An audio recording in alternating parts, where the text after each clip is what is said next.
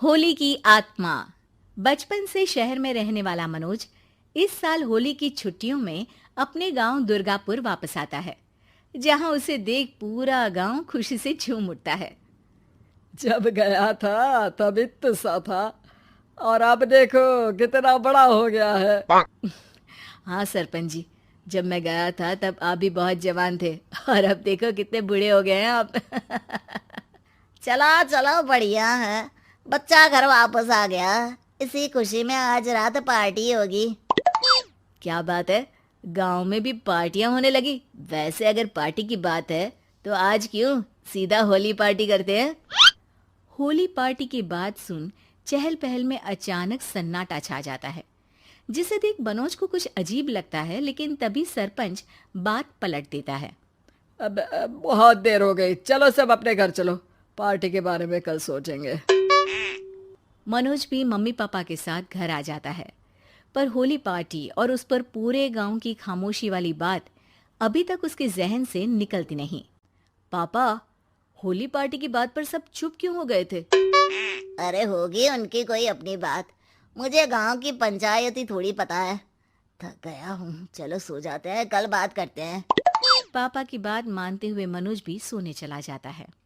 आज तो छुपा लिया, लेकिन हफ्ते बाद जब होली का दिन आएगा तब इसे कैसे रोकोगे? अगली सुबह सूरज के साथ ही मनोज भी गांव घूमने निकल जाता है, जिस पर रास्ते में उसे अपनी ही उम्र के कुछ लड़के भी मिलते हैं, जिनसे दोस्ती कर अब वो उनके साथ घूमने लगता है। इसी तरह कुछ दिन बीत जाते हैं और होली नजदीक आने लगती है। दोस्तों, होली में 4 दिन ही बचे हैं, पर गांव में उसकी कोई तैयारियां क्यों नहीं दिख रही? क्योंकि यहाँ होली नहीं मनाई जाती। अरे पर ऐसा क्यों?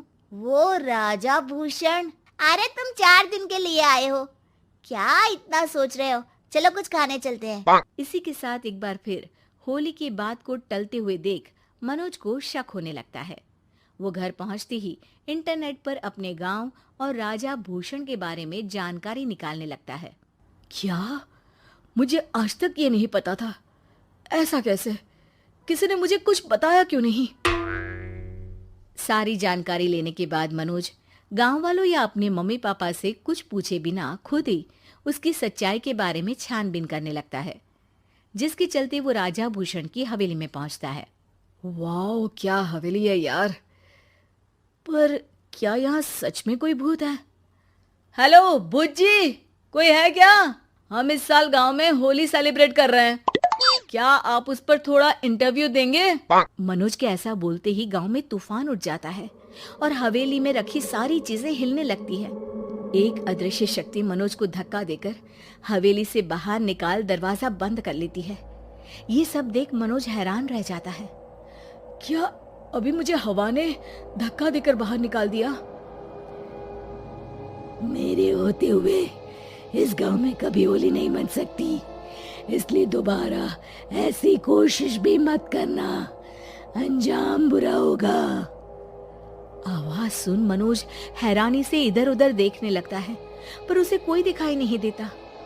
वो गांव वापस आ जाता है, जहां तूफान की वजह से सब कुछ तहस महस हो चुका होता है। आखिर ये तूफान आया कैसे? ना ऐसा कोई मौसम था और ना ही हमने होली का त्योहार मनाने की बात की थी।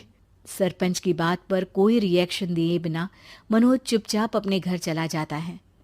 इस तरह देखते ही देखते होली का दिन भी आ जाता है और मनोज रंग लेकर गांव में निकल जाता है, लेकिन गांव पूरी तरह खाली होता है। अरे त्योहार का दिन है, धूमधाम की जगह मातम क्यों मनाया हुआ है? मनोज की आवाज सुन सब अपने घर की खिड़कियां खोल के घर के अंदर से ही उसे वापस जाने के लिए कहने लगते हैं, पर वो किसी की नहीं सुनता। तुझे पहले भी समझाया था, अगर होली खेलने की कोशिश भी की तो अच्छा नहीं होगा। अरे बात मान लो बेटा, तुम्हें सच नहीं पता। मुझे सब पता है। सालों पहले इस राजा ने एक अंधविश्वास फैलाया और आप लोग आज तक उसे मानते आ रहे हो। अरे बेटा, जब तुम पैदा भी नहीं हुए थे उससे भी बहुत पहले से इस गांव पर होली का श्राप है। अगर गांव में होली का त्योहार मनाया जाता है तो प्रलय आना पक्की बात होती है। राजा भूषण इस सब में नहीं मानते थे और त्योहार मनाने लगे, जिसके चलते होली वाले ही दिन पहले उनके बेटे की और फिर उनकी मृत्यु हो गई। तभी से गांव की रक्षा के लिए उनकी आत्मा उस हवेली में रह रही है। सबकी बातें सुन मनोज उलझन में पड़ जाता है। सोचना भी मत मनोज, अगर तुमने इस परंपरा को तोड़ने की कोशिश भी की तो उसका परिणाम इस गांव और गांव के लोगों के लिए अच्छा नहीं होगा। मुझे भी यकीन नहीं हो रहा कि आप लोग एक बेतुकी बात को मानकर सालों से रंगों के त्योहार को मातम की तरह मनाते आ रहे हो। मनोज किसी की कोई बात ना मानते हुए पूरे गांव में रंग बिखेर देता है, जिसके तुरंत बाद वहां तूफान के साथ बिजलियां गरजने लगती है।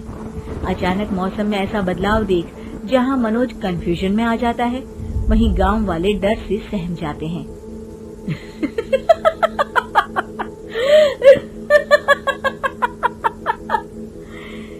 इस लड़के ने हमारे जैसे सिर्फ अपने स्वार्थ के लिए नहीं बल्कि पूरे गांव की खुशियों के लिए यहाँ होली मनाई है, जिस वजह से अब इस गांव पर होली का श्राप टूटता है। ऐसा बोलकर राजा का भूत वहां से गायब हो जाता है, जिसके बाद गांव के लोग धूमधाम से होली मनाते हैं। खुशियों के रंग गांव में बिखरे ही होते हैं कि अगली सुबह अचानक मनोज कहीं गायब हो जाता है और एक बार फिर गांव में होली का नया राज शुरू हो जाता है।